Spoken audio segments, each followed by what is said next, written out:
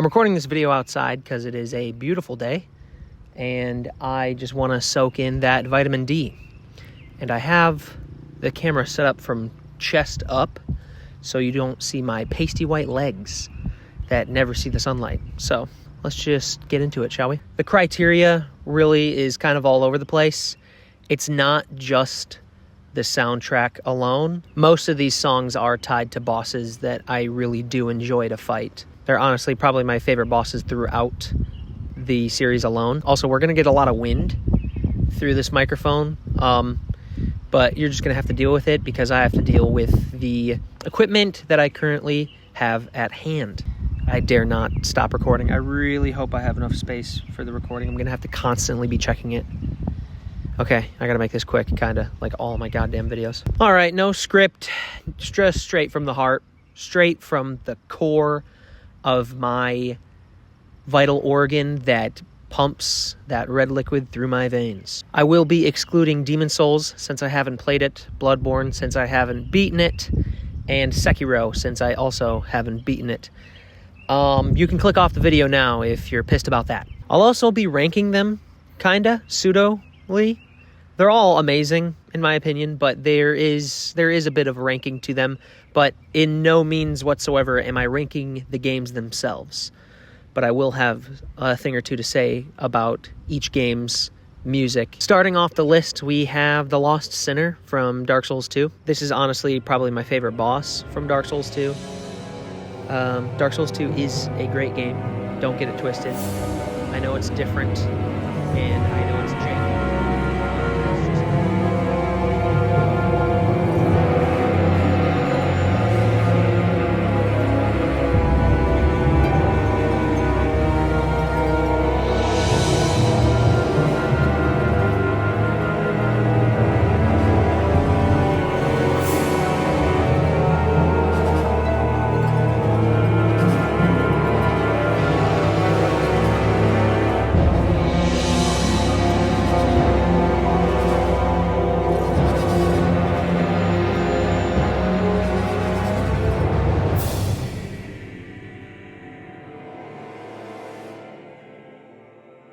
It isn't my favorite game, but it is probably the one I've enjoyed the most in recent years. So, what does that have to say? I don't know.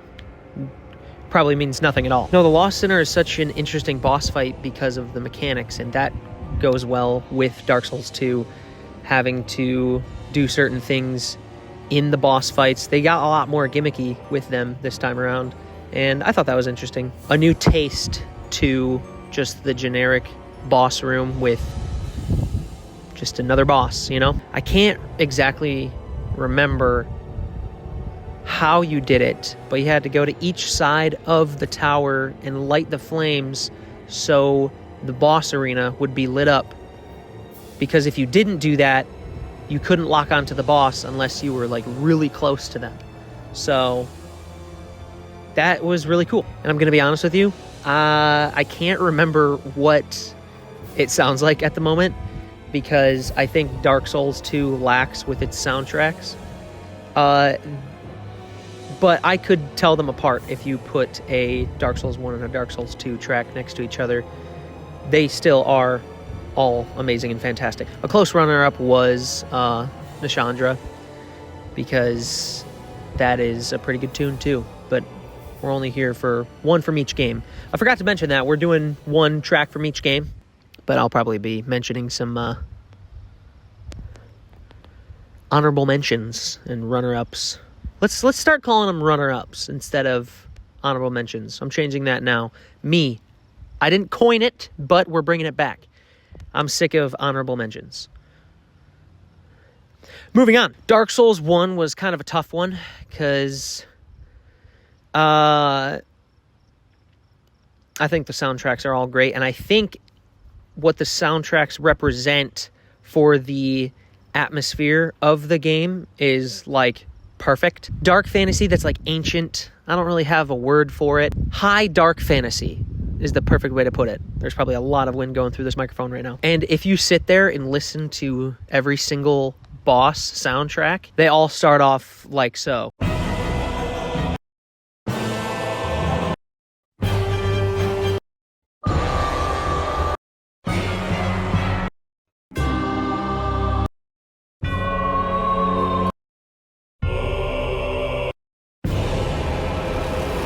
But they're not all the same whatsoever. They're all very distinct from each other, and I totally forgot which boss track I was trying to think of. I even wrote them down too as well, and I'm not even looking at them. It's still closed. O and S, Ornstein and Smo. I think that soundtrack is... I'm trying to use a different... I should have brought a thesaurus with me. Yeah, Maverick, let's just make all your videos from the heart with no script. What the ONS soundtrack conveys to me is it is the midway point of the game, and the difficulty starts to spike up a little bit. Quite a bit, actually. You just got through hell trying to trek through Anne Orlando, and then you see these two golden bozos standing in front of you, and the soundtrack starts to play, and you know you're about to get your shit rocked.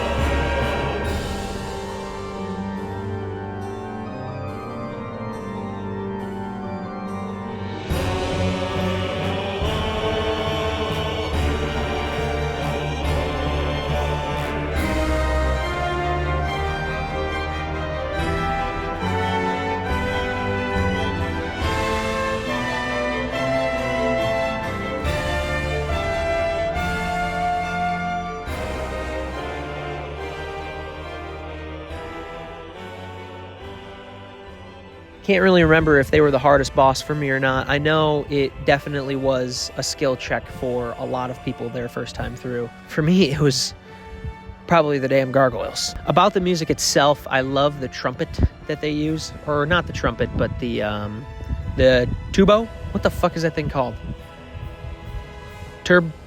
Tumbo? Bunto. That's probably a slur. Oops. Tuba! Tuba. I think they're using a tuba in there. Probably. Most likely. They're probably using tubas throughout the entire series because they are all an orchestra. Orchestrated by the guy with the tiny stick in his hand. If you couldn't tell by now, I did not do very good in school.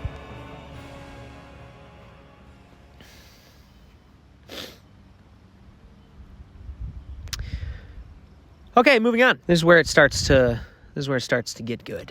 Okay, so strap the frick in, because we're going for a bumpy ride. Dark Souls 3 was a hard one for me, because I, first of all, love all of the bosses. I'm filming this in my backyard, by the way, up against my shed. I did want to show some of the nature, and to be completely honest with you, I don't know how this is going to come out. I really hope it looks good. But I didn't want to show off any of the houses that are nearby because I'm living in a neighborhood next to the water in Michigan. Try to find me. Where was I? Dark Souls 3. Dark Souls 3 was my entry point into the series, much like other people. A shared experience, kind of like when you woke up in the middle of the night after falling asleep to SpongeBob, waking up to fucking George Lopez jumping on a trampoline. Where's my gosh darn vape? It's in my pocket. So it was a toss-up. I'll throw some runner-ups in there. Soul Ascender's a good one. Obviously, for the nostalgia bait, being the final boss, you're like, oh my god, did I just hear plin plin plon? That's insane. Did we just get a call back to Plin Plin Blonde? What's this guy doing? He's pulling out a scimitar and he's pulling out magic. This guy's got everything. His bag is big. He's got a big bag. Big bag. Another one I really liked was, you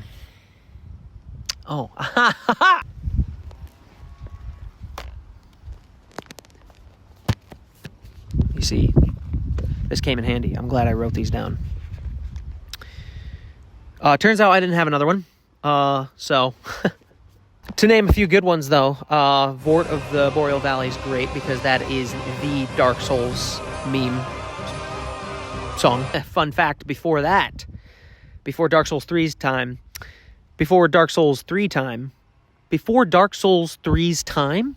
that just doesn't sound right to me. Sif's soundtrack from Dark Souls 1, the big old puppy. But anywho, my favorite one's got to be the Twin Princes. Twin Princes is my favorite boss fight in Dark Souls 3. I think it's the best one. It is kind of easy. I don't want to say it's easy, but the tells are a little...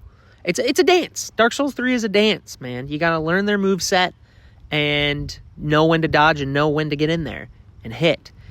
Dark Souls 1 is hit, run away until they do their super slow fucking swing, and then get in there and get a couple hits in and then run away. Like, it's not really, you know? And then, of course, Dark Souls 2 is just put your poise stat up to fucking maximum, I think. I can't remember. I did one playthrough of Dark Souls 2, so I'm being completely honest here. I'm getting off track. No, Lothric and Lorien, first of all, are the coolest boss. The anxiety that track displays for you is amazing. Oh dear. Another dogged contender. Welcome, unkindled one, purloiner of cinders. Mind you, the mantle of Lord interests me none. The fire-linking curse, the legacy of lords, let it all fade into nothing. You've done quite enough. Now have your rest.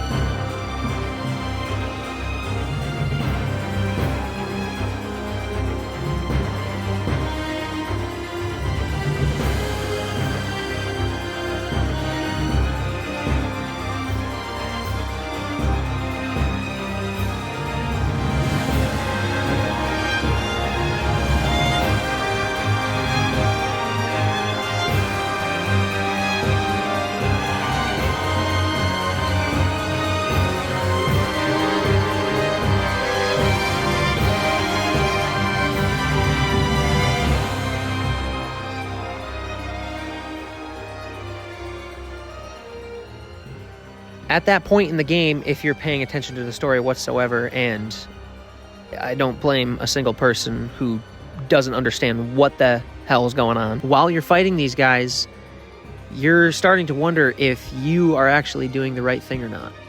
And unfortunately, the game doesn't let you side with anyone.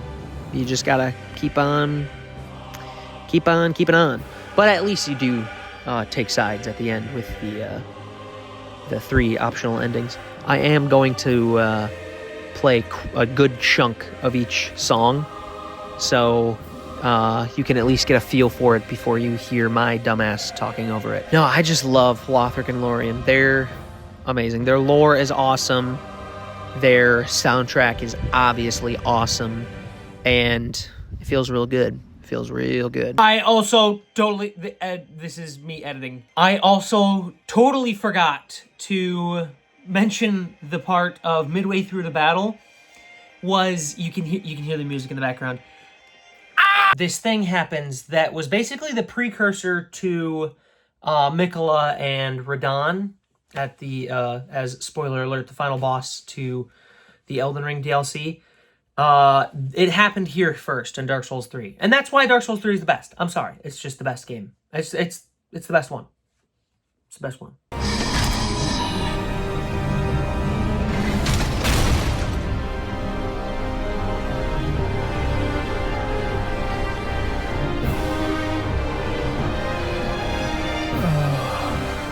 Dear brother, I'm on my way.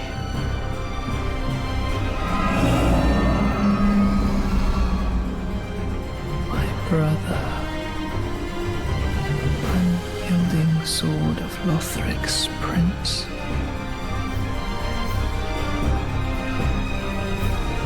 Rise if you would,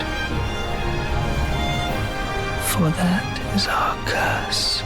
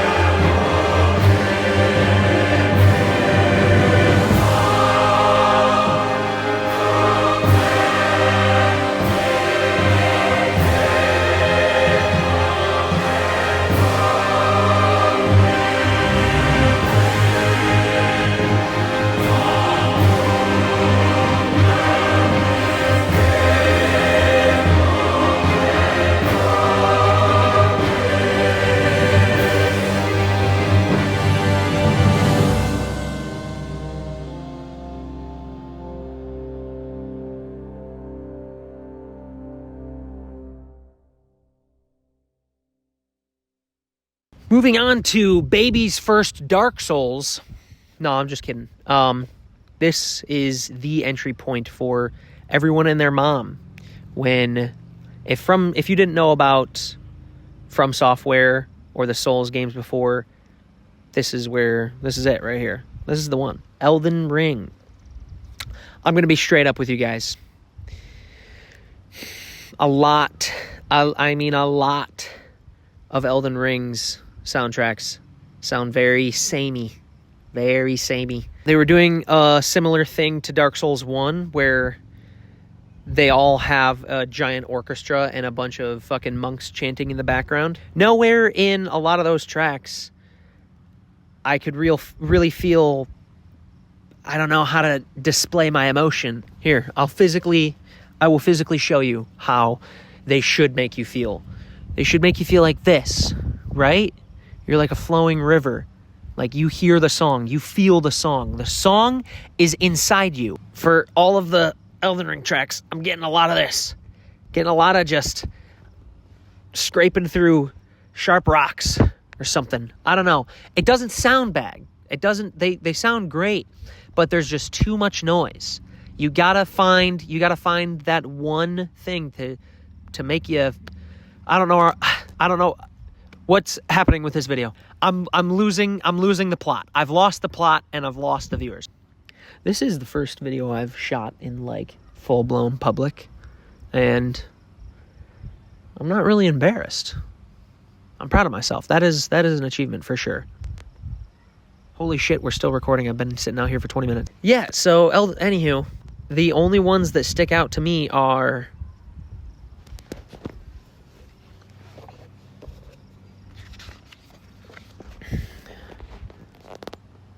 I didn't write anything down. The fuck did I even do that for? Well, I guess the only ones that come to mind have to be the most memorable, right? right? Godskins. I mean, legitimately, I can specifically remember walking into a Godskin fight for the first time and being like, this is different and also amazing. And it's like, they're speaking in a different language. I couldn't tell you what it is, most likely Latin. And then if you look up the lyrics to that, you're like, yeah, whoa. Whoa. Huh. Oh! That's why I didn't write it down, because I tried to keep it on my noggin. But I forgot it because I didn't write it down. No, my favorite Elden Ring soundtrack is not from the base game. How did it go again? Oh. Curse you, Baal! I hereby vow you will rue this day. Behold, a true great warrior, and I, Egon, your fears made flesh. Solid of scale you might be, foul dragon, but I will riddle with holes your rotten hide. With a hail of harpoons, with every last drop of my being. Yeah!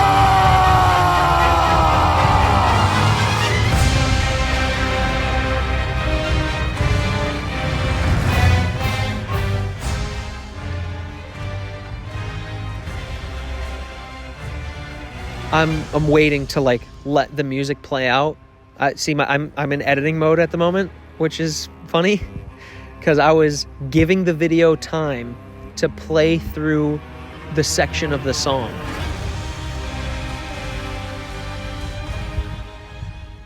What? I'm just gonna let that one speak for itself. Moving on to the reason I made this video, Elden Ring Night Rain. I actually have no words for this soundtrack. There are a certain few songs out there. Oh my God, this wind. I'll let it pass. I am patient. I am speed. Speed. I am speed. I eat losers for breakfast. No, there are only a certain select few of songs that give me goosebumps. And if you already know what I'm talking about, dude, if you feel what I'm feeling, you gotta be hooked on me though, because I'm a feeling. Fuck, this is not my best work. So I'm just gonna cut the shit. Fissure in the Fog. I can't remember what the dragon's name is, but she's beautiful. Maybe her name is not to be remembered, and it's herself that is to be remembered. This soundtrack, all of Night Rain's tracks, fucking blow every other game out of the water, but this one sits on top.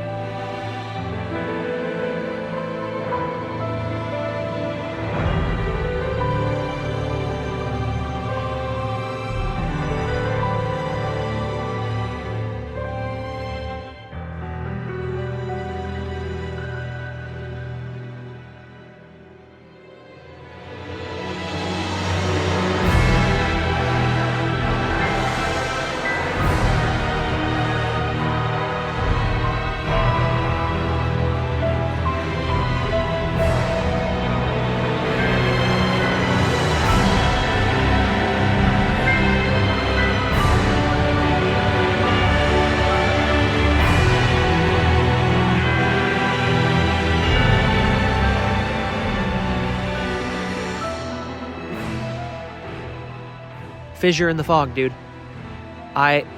What an amazing boss fight, first of all. And it's I love video games on how they can display art to the viewer or the gamer. It's the mix of the game design itself. There's so many different pieces that go into this pot that is just a mixture of so many different art forms. If you can convey emotion through visuals and audios where you start to tunnel vision and the edges of your screen start to disappear and you are in the game, you were there. You are present in this moment in time in this game. It sounds like bullshit, but that's why I keep playing these games. Is to chase that high, to try and catch those feelings again.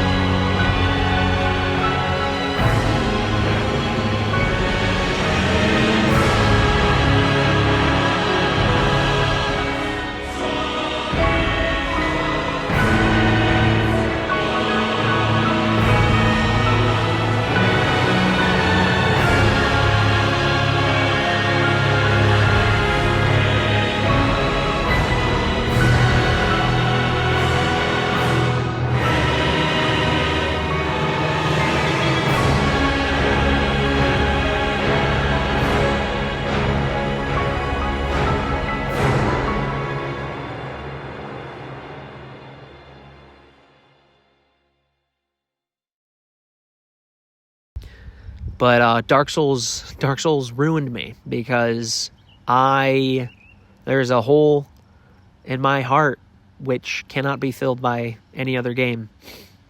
I can only try and go play through Skyrim again and quit after the first 2 hours. Yeah. So really the only games I play now are just Marvel Rivals, the Souls games, and whatever shitty indie game me and the boys want to have fun on.